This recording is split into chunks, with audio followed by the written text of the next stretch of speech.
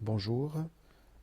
Alors ce chapitre que je vais parcourir avec vous en ce moment concerne les variables usuelles discrètes et s'inscrit dans la suite du cours sur les variables aléatoires et plus précisément le cours sur les variables aléatoires discrètes. Alors cette année ce cours va être relativement tronqué, donc ce chapitre notamment en raison de la crise qui sévit est liée à la pandémie et au coronavirus. Donc je vais passer tout de suite à un bref rappel des variables aléatoires discrètes. Alors ce qu'on appelait le variable aléatoire discrète, c'est une variable qui prend un nombre fini ou infini dénombrable de valeurs. Si cet ensemble est fini, il comportera donc petit n élément qu'on notera x1, x2, xn. S'il est infini, dénombrable, ça veut dire qu'il peut être écrit aussi sous la forme x1, x2, xn, xn plus 1, etc.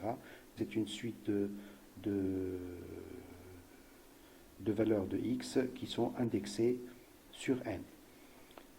Une fois qu'on a les xi, la variable aléatoire sera parfaitement définie si on connaît les probabilités que grand X soit égal à xi. Et de cette manière, donc, une variable aléatoire sera parfaitement identifiée et connue si on connaît les couples de valeurs petit xi et pi égale p de grand X égale à xi.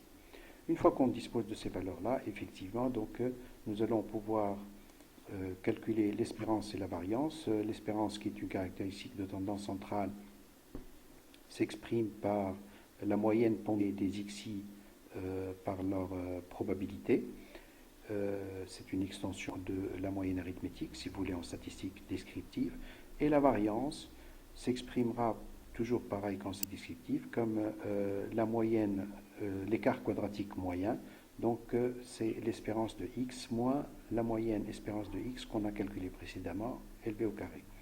Et cette formule de la variance peut se développer comme l'espérance de x au carré moins le carré de l'espérance de x. Alors, les variables aléatoires usuelles discrètes que nous allons parcourir, nous avons décidé d'en éliminer certaines en raison de la pandémie, comme je disais à l'instant, et on va se limiter à la variable aléatoire certaine, à la variable aléatoire uniforme discrète, à la variable aléatoire de Bernoulli et à la variable aléatoire binomiale.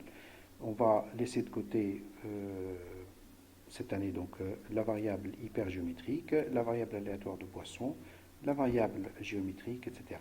Bien qu'elle soit très importante, mais nous allons passer maintenant directement à la première variable aléatoire. Donc c'est la variable aléatoire certaine.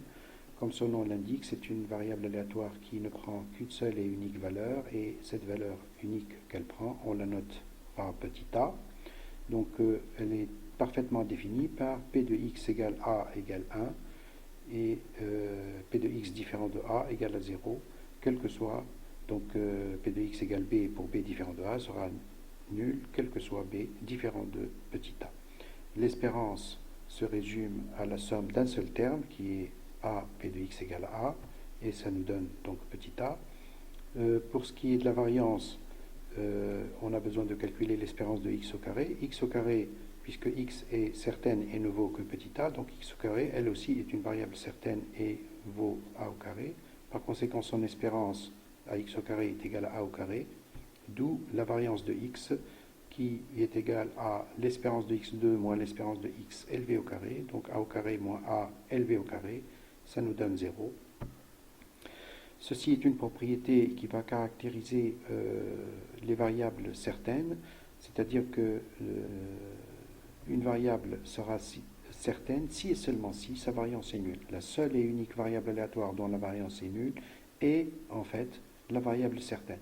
Alors la démonstration utilise, par exemple, une des démonstrations, elle utilise l'inégalité de Chebyshev, que je rappelle ici. L'inégalité de Chebyshev vous dit que la probabilité que x s'écarte de plus que alpha de son espérance est au maximum égale à la variance de x sur alpha carré. Donc dans le cas présent, si on part d'une variable aléatoire x dont la variance est nulle, nous allons avoir la probabilité que x moins e de x soit supérieur à alpha négatif ou nul. Comme c'est une probabilité, ça veut dire que c'est nul. Donc la probabilité que valeur absolue de x moins e de x soit supérieure à alpha est nulle. Quel que soit alpha positif, ça signifie que x moins e de x est égal à 0. Donc x est une constante égale à son espérance. Donc on peut poser petit a cette espérance et x est à ce moment-là la variable certaine est égale à petit a. En ce qui concerne sa représentation graphique, elle relève des représentations graphiques qui concernent les variables discrètes. Donc c'est une fonction en escalier. Ici l'escalier est très simple et comporte un seul palier puisque nous avons un seul point de discontinuité qui est égal à la valeur petit a. Et le saut évidemment est égal à 1.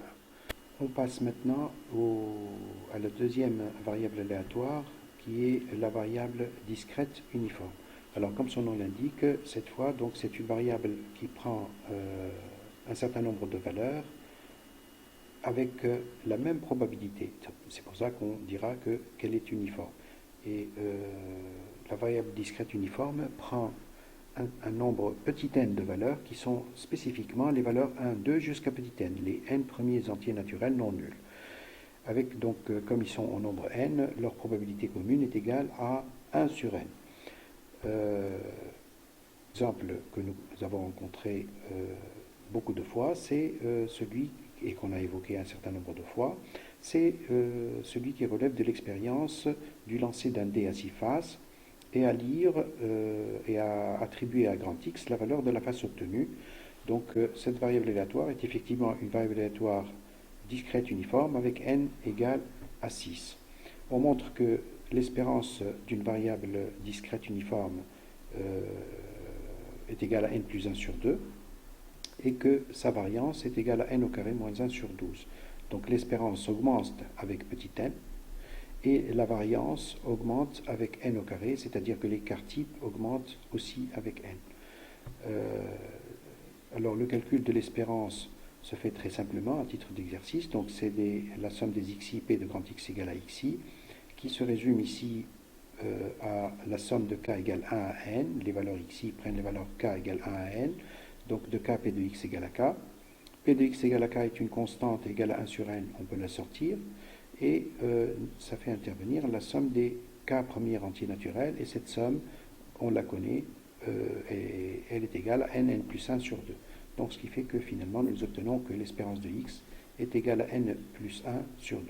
Pour ce qui est de la variance, on va calculer l'espérance de grand X2. L'espérance de grand X2 se traite comme l'espérance de x, sauf qu'au lieu d'avoir la somme des k, comme ici, nous allons avoir la somme des k au carré.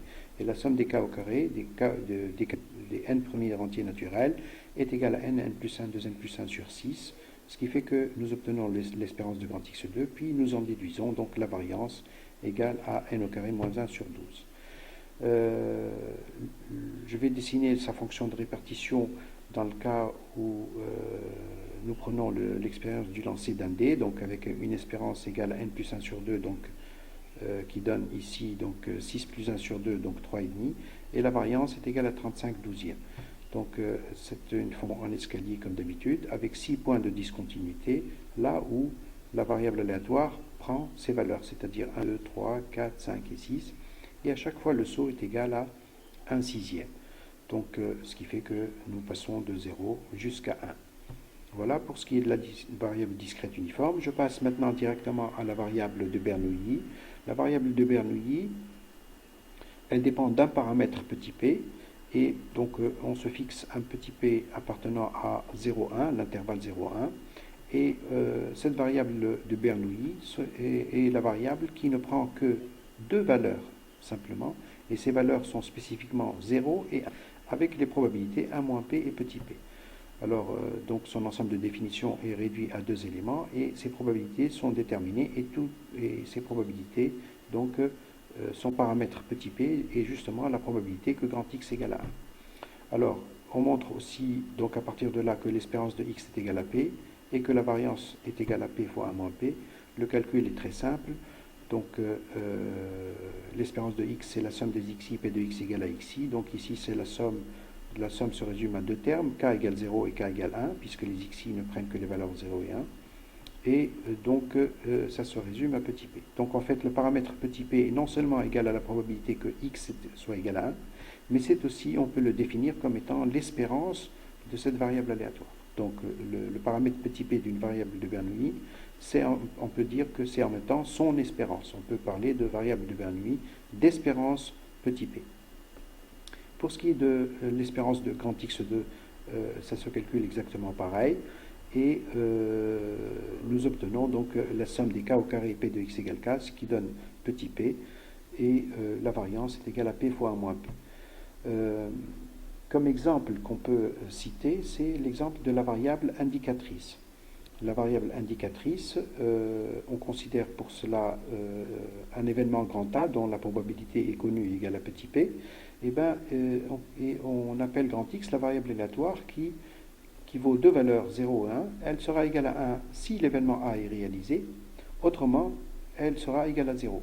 Par conséquent, cette variable, elle ne prend que les valeurs 0 et 1, et d'ores et déjà, on peut dire que c'est une variable de Bernoulli. Et il reste à déterminer son paramètre. Son paramètre, c'est la probabilité que x égale 1. Or, x est 1 si A est réalisé, donc p de x égale 1 égale p de A égale petit p. Par conséquent, donc, ça c'est un exemple donc, de variable de Bernoulli de paramètre petit p. Alors, une remarque importante, c'est que si x est une variable de Bernoulli de paramètre petit p, alors y égale x au carré est aussi une variable de Bernoulli de paramètre petit p. Alors, ce résultat est très facile à voir, puisque x ne prend que les valeurs 0 et 1, donc son carré ne prend que les valeurs 0 et 1, et quel est, donc y prend les valeurs 0 et 1, c'est une variable de Bernoulli, et son paramètre petit p, c'est la probabilité que y soit égal à 1. Or, y est égal à 1, ça veut dire que x2 est égal à 1, et x2 ne vaut 1 que si x est égal à 1. Donc la probabilité que y est égal à 1, c'est la probabilité que x soit égal à 1, c'est égal à petit p. Donc c'est une variable de Bernoulli de paramètre petit p, et on peut dire même que ce résultat reste vrai pour x3, x4 et toute puissance de x. Une autre propriété, ça concerne le produit de deux variables de Bernoulli quelconques. Alors si vous prenez une variable z considérée comme une variable z comme produit de deux variables de Bernoulli x et y de paramètres respectivement p et q, ce produit z sera aussi une variable de Bernoulli. Pourquoi? Parce que la variable z, produit de x par y, ne prend que les valeurs 0 et 1. Donc, directement, puisqu'elle ne prend que les valeurs 0 et 1, donc c'est une variable de Bernoulli. Et on peut dire que, et pour trouver son paramètre, que je vais noter petit r, ce paramètre petit r à cette variable de Bernoulli s'obtient en écrivant que r, c'est la probabilité que z soit égal à 1. C'est-à-dire la probabilité que, dans quel cas est-ce que z est égal à 1? Z, c'est le produit x, y. Pour que z soit égal à 1, il suffit que les deux valeurs de variables aléatoires x et y, toutes les deux, soient égales à 1. Donc, petit r, c'est la probabilité que simultanément x soit égal à 1 et y soit égal à 1. Cette probabilité reste ainsi et ne pourra pas se décomposer, à moins que, par exemple, nous supposions que les variables x et y sont indépendantes, auquel cas, cette probabilité peut se développer et se décomposer en p de x égale 1 fois p de y égale 1, c'est-à-dire le produit des deux paramètres des deux variables de Bernoulli, x et y. Voilà donc pour ce qui est de la variable. Alors encore un mot sur la fonction de répartition. Donc comme vous pouvez le voir, c'est une fonction de répartition toujours en escalier qui relève des variables aléatoires discrètes, sauf que cette fois donc nous avons deux sauts de discontinuité puisque la variable aléatoire prend deux valeurs 0 et 1. En 0, nous avons un premier saut de discontinuité dont la hauteur est égale à moins p, et en 1, le saut de discontinuité est égal à petit p. Voilà ce que je voulais dire pour la variable de Bernoulli, et on va passer maintenant à la variable binomiale de paramètres n et p. Donc cette fois, nous avons une variable aléatoire qui va dépendre de deux paramètres, petit n et petit p. Alors par définition, on se donne un nombre entier naturel petit n et un paramètre petit p dans l'intervalle 0,1.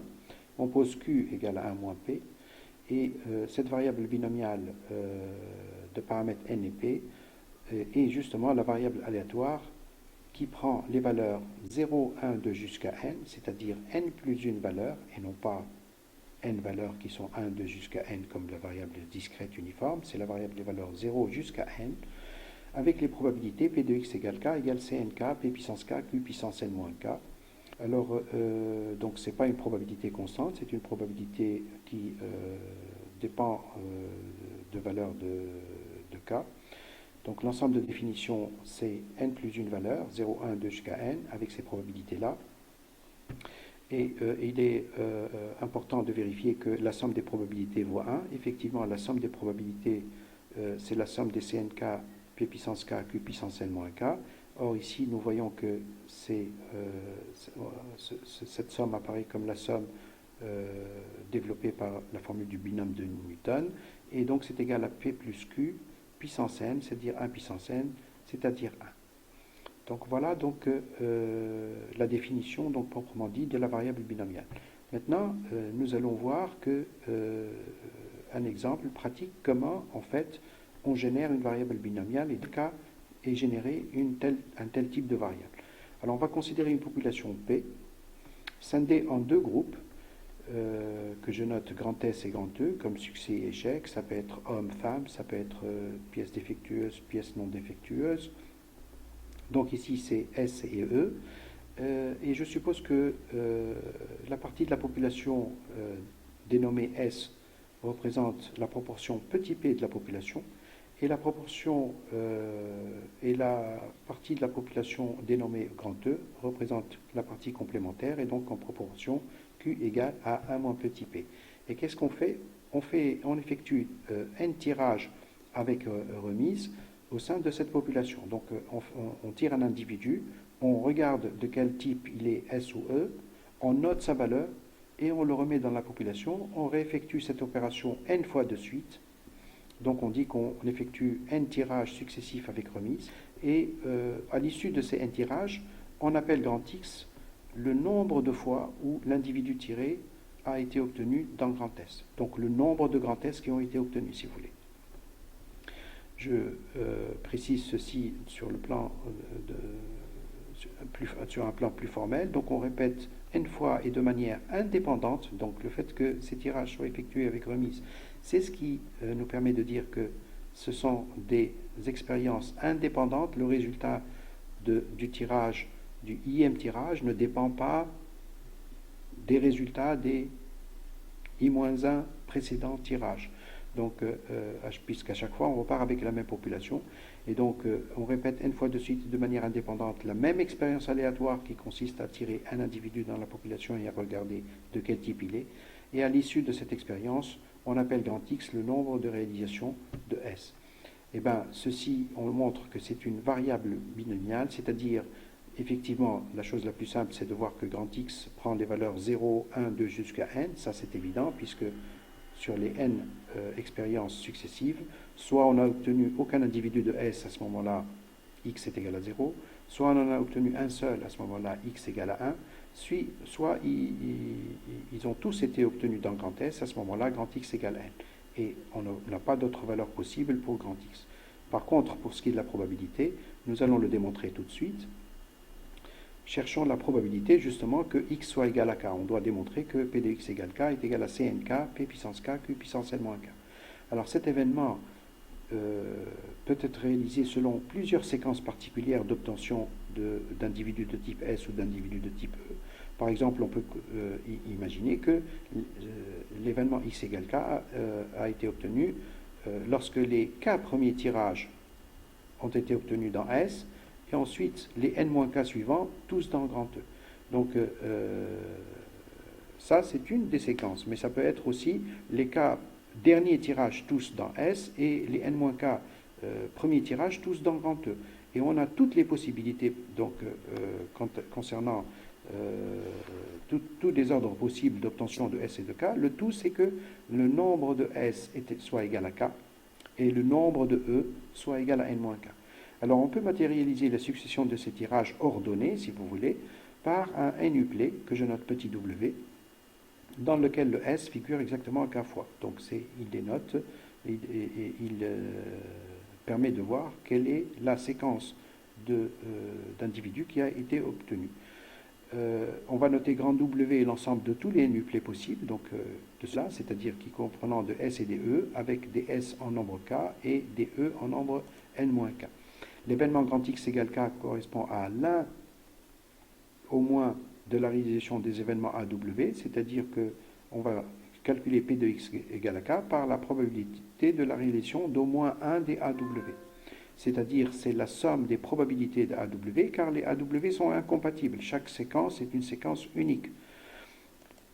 Donc maintenant on peut passer au calcul. Si on calcule pour une séquence particulière, pour un W particulier, la probabilité de AW, eh bien, en raison des tirages indépendants, nous obtenons facilement que c'est P puissance K, Q puissance N-K, c'est-à-dire que dans la somme qui est ici, tous les P de AW sont identiques et égaux à P puissance K, Q puissance N-K.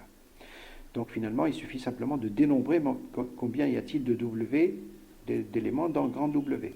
Or, ceci est très simple puisque W, grand W, c'est l'ensemble des dispositions ordonnées avec répétition qui comportent des S et des E et dont on sait que les S sont répétés K fois et les E N-K fois. Donc c'est exactement un cas de permutation avec répétition et leur nombre est égal à factoriel N sur factoriel K factoriel N-K, ce qui correspond exactement en fait à CNK. Donc finalement, P de X égale K, c'est égal à cardinal de W fois P puissance K, Q puissance N-K, c'est-à-dire CNK, P puissance K, Q puissance N-K. Donc vous avez ici l'expérience qui permet de générer la loi binomiale. Un théorème important qui caractérise les lois binomiales, les variables binomiales, c'est que toute variable binomiale BNP est en fait et en réalité une somme de n variables de Bernoulli de paramètres petit p, indépendantes entre elles, y1, y2, yn. Donc x va pouvoir s'écrire la somme de yi de i égale 1 à n, où yi est une variable de Bernoulli de paramètres petit p. Alors la démonstration est immédiate. En effet, il suffit de poser, on va s'inspirer de la méthodologie juste de la page d'avant. On va poser y1, la variable associée au premier tirage, qui est égal à 1 si l'individu est en S, 0 s'il est dans E, c'est-à-dire si on écrit S, ça veut dire que la variable est égale à 1, si on écrit E, ça veut dire que la variable est égale à 0. Y2, la même chose, mais correspondant au deuxième tirage, yi, la même chose, correspondant au ième tirage. Alors, si maintenant nous sommons y1 plus y2 plus yi, comme nous le faisons ici, eh bien, cette somme, c'est une somme de 1 et de 0. C'est égal à 1 si l'individu a été dans S, 0 s'il n'a pas été dans S. Donc, c'est une somme de 1 et de 0. Le total de cette somme est en fait égal au nombre de 1. Et le nombre de 1 est justement le nombre d'individus qui ont été tirés dans S, c'est-à-dire ceux avec quoi on a défini grand X. Donc, on a l'égalité comptable X égale y1 plus y2 plus yn. Alors ce résultat est très intéressant parce qu'il va nous permettre, si vous voulez, d'établir un certain nombre de résultats concernant les variables binomiales, notamment donc l'espérance, la variance et une propriété algébrique aussi importante qui concerne les variables binomiales. C'est ce qu'on va voir dans la page suivante. Voyons d'abord pour l'espérance et la variance. On va montrer que l'espérance est égale à n fois p et que la variance est égale à n fois p fois 1 moins p. Alors pour cela, on écrit que notre variable binomiale grand X est la somme de n variables de Bernoulli de paramètres petit p, y2, yn, et il en découle que l'espérance de X est l'espérance de la somme des yi, c'est-à-dire la somme des espérances de yi. Et comme les yi sont toutes des variables de Bernoulli, leur espérance à chacune est égale à petit p, comme précédemment. Et donc, comme il y a n termes, ça va donner n fois l'espérance de y1, n fois p. Alors, pour ce qui est de la variance de x, c'est la variance de la somme des y.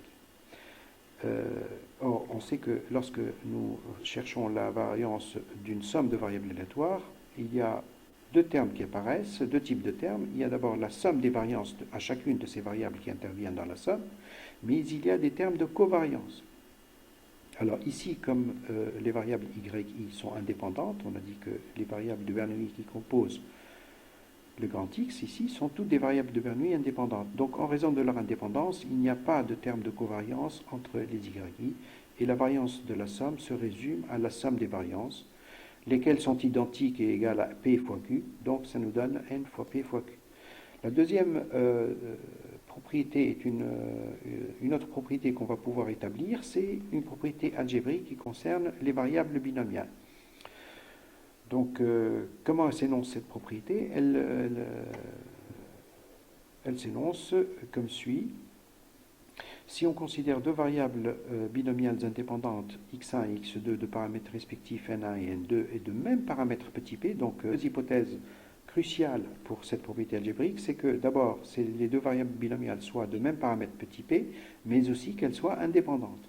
À ce moment-là, leur somme, que je note grand Z, est aussi une variable binomiale, et de même paramètre petit p et de paramètre petit n qui est obtenu comme n1 plus n2. Alors, la démonstration est très simple en vertu, donc, en utilisant la propriété, donc, comme quoi chacune des variables binomiales va s'exprimer comme somme de variables de Bernoulli. Alors, x1 va pouvoir s'écrire comme la somme de n1 variables de Bernoulli de paramètre petit p. x2 va pouvoir s'exprimer comme la somme de n2 variables de Bernoulli de paramètre petit p, indépendantes. Les variables de Bernoulli, les n1 variables de x1 sont indépendantes entre elles, les n2 variables de Bernoulli correspondant à x2 sont indépendantes entre elles. Comme x1 et x2 sont indépendantes, les variables de Bernoulli associées à x1 et les variables de Bernoulli associées à x2, elles aussi sont toutes indépendantes entre elles. Donc finalement, quand on va faire la somme z égale à x1 plus x2, nous nous retrouvons avec la somme de n1 plus n2 variables de Bernoulli indépendantes, de toutes de même paramètre petit p. Or, ceci n'est rien d'autre qu'une variable binomiale de paramètre n1 plus n2 et de second paramètre égal à petit p. Donc voilà donc pour la variable. Alors je voulais encore ajouter un petit mot sur les valeurs numériques sur le plan pratique donc, que prend une variable binomiale. Alors j'ai pris donc pour illustrer cela, donc ici d'abord une proportion petit p égale à 0,5 et on va regarder pour la variable binomiale avec n égale 100, qu'est-ce que ça donne. Donc dans ce graphique, nous reportons les différentes valeurs petit k que peut prendre grand X, qui sont de 0 jusqu'à 100, et on voit en ordonnée la probabilité que grand X égale k. C'est le diagramme classique pour représenter une variable discrète. Ce n'est pas la fonction de répartition, ce sont les probabilités que grand X soit égal à k. Et donc vous voyez que alors que ces probabilités ne sont pas très élevées, et il y a des valeurs pour lesquelles la probabilité est significative, c'est-à-dire qu'on peut dire qu'elle n'est pas négligeable, et beaucoup de valeurs au contraire de cas pour lesquels la probabilité est pratiquement nulle. Donc on voit que sur ce graphique, la majorité des valeurs se trouve entre 40 et 60. Donc c'est là que les probabilités sont significatives. Et au contraire, toutes les valeurs de 0 jusqu'à 36, c'est des probabilités quasiment nulles. Les probabilités pour les valeurs de cas de 70 à 100 sont quasiment nulles. Et donc on voit que c'est une courbe dont la forme est une courbe en cloche. Et on va voir sur le graphique suivant maintenant comment on va essayer de simuler, si vous voulez, différentes valeurs pour petit n et voir ce qui se passe. Donc, comme je viens de l'indiquer, on va prendre différentes valeurs de petit n. On va partir de n égale 100, comme sur le graphique suivant. Donc, l'échelle en abscisse est beaucoup plus longue parce qu'on va avoir des valeurs plus élevées pour petit n. Donc, l'ancien graphique, on voit concernant la loi binomiale de n égale 100, se trouve quasiment entre 41 et 57. Nous augmentons petit n, nous passons à n égale 200. Nous voyons que les valeurs, cette fois, au lieu d'aller de G, donc les valeurs significatives qui sont, elles se trouvent seulement entre 87 et 111, alors que cette variable binomiale prend les valeurs de 0 jusqu'à 200. On va passer à n égale 400. Pour n égale 400, c'est exactement pareil. Nous avons cette courbe en cloche. Nous voyons que l'espérance continue d'augmenter. Donc chaque fois la courbe se translate à droite et elle est plus basse. Vous voyez, donc si je reviens un peu en arrière, vous voyez la courbe elle était plus concentrée. En fait, ce sont des successions dont l'intégrale toute est égale à 1. Je passe à n égale 600, 500, 600. Un peu plus éloigné de 0 et donc les valeurs sont seulement, alors que sur les 600 valeurs, sur les 601 valeurs, nous avons seulement 41 valeurs donc, qui ont des probabilités significatives. Donc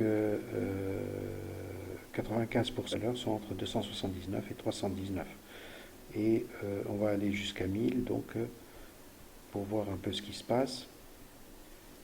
Ça continue et nous avons seulement 5% des valeurs, 53 valeurs entre donc 473 et 525, 53 valeurs seulement sur les 1001 qui ont une probabilité significative et non négligeable.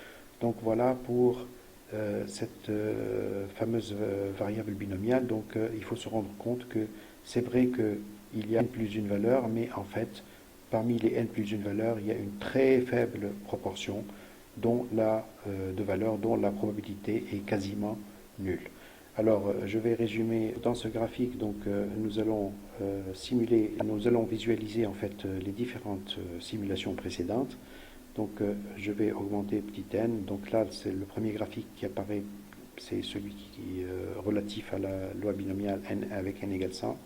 À côté, la variable aléatoire binomiale n égale 250. Donc, nous avons une courbe un peu plus basse. L'intégrale est la même, est égale à 1. Elle est un peu plus basse et un peu plus élargie, donc un peu plus aplatie. Nous poursuivons. Donc, je regarde pour n égale 500. Nous avons une courbe encore plus basse, plus aplatie, avec une espérance plus éloignée de 0. Donc, l'espérance étant n fois p, donc l'espérance augmente. La variance étant n fois p fois q, elle augmente avec petit n. C'est ce que nous observons. Et toujours cette fameuse forme de courbe en cloche. On va terminer avec n égale 1000 et vous voyez donc les 4 simulations sur le même graphique qui montrent comment se comportent les probabilités d'une loi binomiale à mesure que n augmente, pour p fixé bien entendu. Voilà, je vous remercie et j'espère que l'on puisse se retrouver très rapidement. Au revoir et merci.